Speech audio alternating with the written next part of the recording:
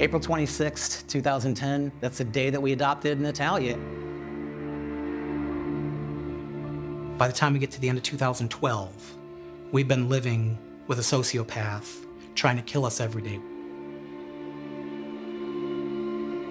We don't know who she is. We don't know how old she is. She won't admit who she is. She won't tell us the truth of who she is.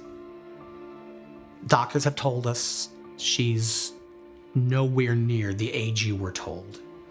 And we've actually filed our motion in Marion County Court for her case to be heard, to have her age corrected to something more appropriate. The judge had a petition prepared by an attorney that would lay out the arguments for why this person is not 8. They believe she is actually an adult. Nobody knows quite what age, but she has not grown in 4 years. So the judge came up with his own little formula. Well, you stop growing at 18. If she hasn't grown in 4 years, then she's at least 18 when she entered their lives, and I'm going to add 4 years. He said, okay, I find you 22. At the time that she was re-aged, I knew she was adult. Did I know it was 18, 22, 35, 150? No. Re-aging is not unusual. It does happen in international adoptions. A couple years might be shaved off the age of the child because it's more attractive to adoptive families the younger the child is. At least that's the belief. So, oh, I can buy a couple of years, right? Like she's not really 8, she's 10 or 11 or something. But to jump 14 years to 22, it doesn't make sense. At the time of the re-aging, there was good, solid documentation of an approximate age. And she had a primary care physician that looked at all of it and also provided evidence. So that doctor was looking at lots of other doctors' information and coming up with a determination. And then at that point, when it's such a huge amount of years, you just have to say what makes the most sense based upon the evidence and the professionals, what they think, and that it's in the best interest of the child to change their age. You know, I'm not the doctor and I'm not the judge, but I felt like it was based on something credible. They give her a new birth certificate with a new birth date. They gave her a new Indiana ID. She has, everything changes from a year of birth of 2003. Back it up 14 years to 1989.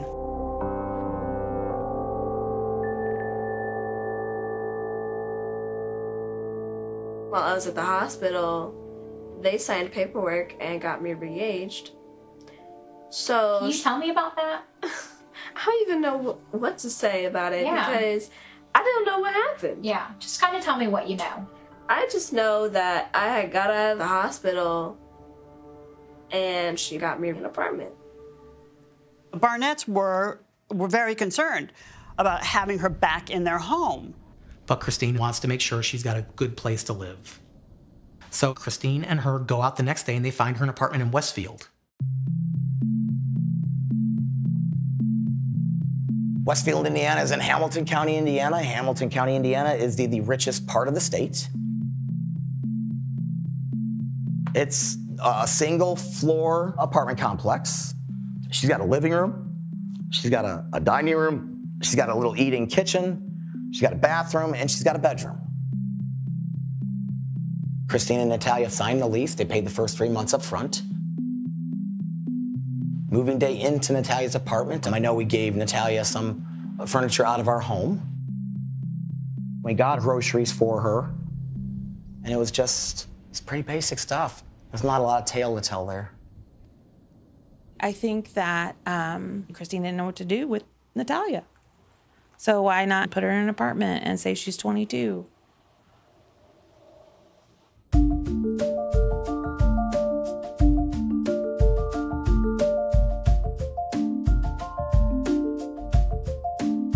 I'm Sue McCollum, and I was a neighbor to Natalije when we lived in the Westfield apartments. Okay, now what?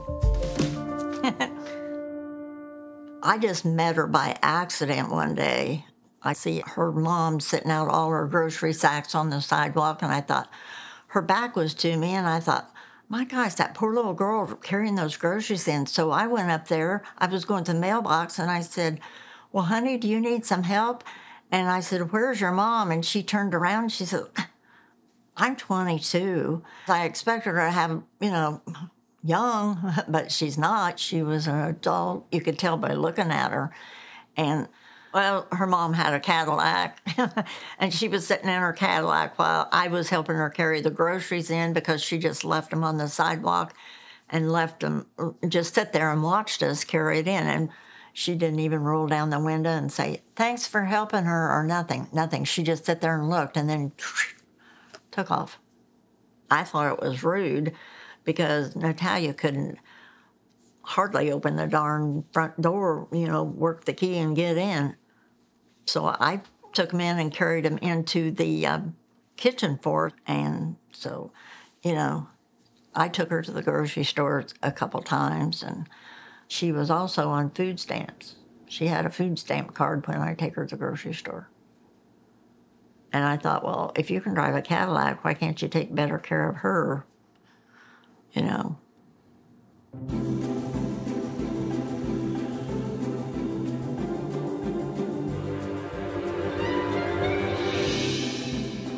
My name is Melanie. My husband and I were both Natalije's neighbors in Westfield, Indiana. The first time I met Natalije, I think it was just my wife and I were planting some flowers. She just came running across the street, and, you know, I remember my wife and I looking at each other and just being like, what's going on here? And at first it stressed me out because I thought she was just a little kid crossing the street. And then she came over and started talking to us, and, you know, definitely wasn't a child. It was super nice, expressed herself well, and, you know, just was being friendly with us. She introduces herself, sits right down, starts up a conversation like we've been friends for years. So, and that didn't bother me at the time.